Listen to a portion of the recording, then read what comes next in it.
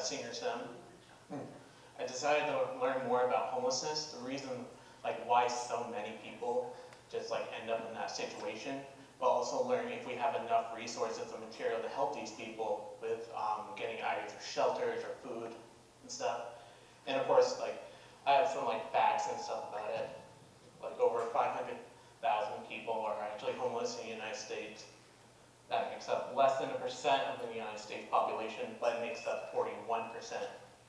And instead of giving you just a boring lecture talk about stats and statistics for homelessness, I'd rather tell you 3 stories instead. I feel like that would be better for this situation. And so, I'll start. For my first story, I want you guys to meet Ali Accuracy. Now, the last name might sound familiar to some people, and that's because she's the daughter of the famous Red Sox pitcher Dennis Accuracy. He was also, he was also a baseball pitcher for the Cardinals as well as the Cleveland Indians. And her story is kind of sad here. So, at a young age, she was diagnosed with a mental illness as well as having bipolar. And throughout her life, she'd gone to many institutes and hospitals trying to get it fixed. And her family was supportive, however, it was just not enough. And so she ended up in this situation where you can see here she has towels and other tent parts making her home. But her story doesn't really end there, because she has a dream. In an interview, she talked about a lot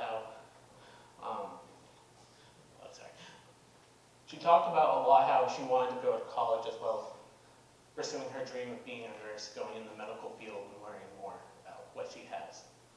She also wants to do fundraisers as well, just to get the awareness of mental illness, because she believes that's really important. And this struck me hard because not only for her story as well as her message, but actually seeing her in person. So during the summer break, instead of enjoying the sun and playing some video games, I actually went to the friendly kitchen that's in Concord and helped serve beverages as well as some food to all the homeless as well as low-class citizens that went there. And she was actually one of them I saw. There were some days where she was perfectly fine and not on any type of drug or alcohol. And then there are other days that she would walk a little bit funny and a little bit dizzy as well. But over time, I got to know her more. And I learned that she does care about herself and others around her. And she wants to get out of this situation where she doesn't have to be homeless, but also give the awareness that mental illness is a serious thing. And just to think that a daughter of a really well-known baseball player can happen to anyone.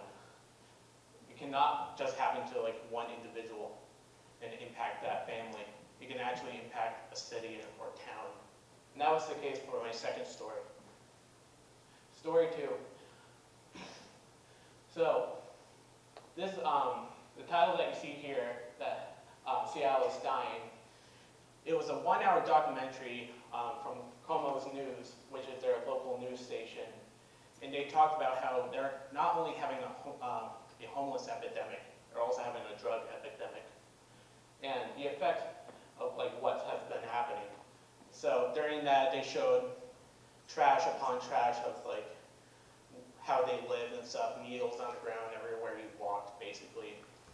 And even seeing many of the homeless people who are just on the streets under the influence of some type of drug and just not being themselves. And then as you can see here, for property crimes, Seattle is right here, right next to San Francisco. And it's more than Chicago and New York. But it doesn't end there with their struggle. Their other struggle is that their council members, as well as their mayors, are not solving the issue. Many citizens in Seattle have been fighting and battling this issue for a long time. And they're saying that it needs to be fixed. And it's not just a homeless epidemic, it's a drug epidemic. However, councils are not doing anything. Police force are not having as much power as they should arresting these people and keeping them in custody. During that actual documentary, many police officers wrote down their anonymous answers to some of the questions they had that were given to them, and some of them discussed how they couldn't really do much to a person who was under the influence of methanol as well as some heroin. And they were even released the same day they were arrested. But there is hope in this. Up in the top, you see Kodak, and that's is a healthy recovery center, which helped many of these homeless people get back on track and go through a recovery process in which they take a little supplement of some type of drug where they drink it. It helps them stabilize their body and be actually normal. And they have stated that during the time they've been up and running and up to now as of 2019, 93 people after they've gone through the program, they still come back and actually get their daily medicine just to keep them normal and sane. And excuse me, I thought that was just astonishing to hear, like having medical centers as well as recovery places helping everyone, as well as just understanding that the fact that we do care about them and we're trying to help them get back to the real world where they can go back and actually work. It takes time, and yes, it does cost money, but during that time, it'll take a while, but in the end, it'll be worth it. And I thought that struck me as well, just because of the fact that here in New Hampshire, we have our own epidemic of heroin. And though we are getting better, it's still taking time for it to get to a final solution point where everything's better. But I don't think this story was the biggest impact for me. I think it's the last story, and that is my own personal experience. So like I stated before, during my summer break, I was at the Friendly Kitchen helping, serving beverages, cleaning tables, as well as even talking to some of them. What surprised me was how this plate here, now it may be hard to read on the screen projector here, but it has the word of Kurt Ellison. And many of you probably don't know who he is, but I do. He was my former director of where I worked at St. Paul School. And what he did for the Friendly Kitchen is he actually designed the building itself. All the interior, exterior stuff, the kitchen, and also their storage. Some of the volunteers there that are there often, they told me stories how Kurt would actually help them many times within the week and stuff. Even when they had a crisis where their fridges weren't working, and so St. Paul School actually lended them some of the fridges that they had and gave it to them, which was really nice. And that hit me hard just because I knew him as like my boss, as well as just the entire place.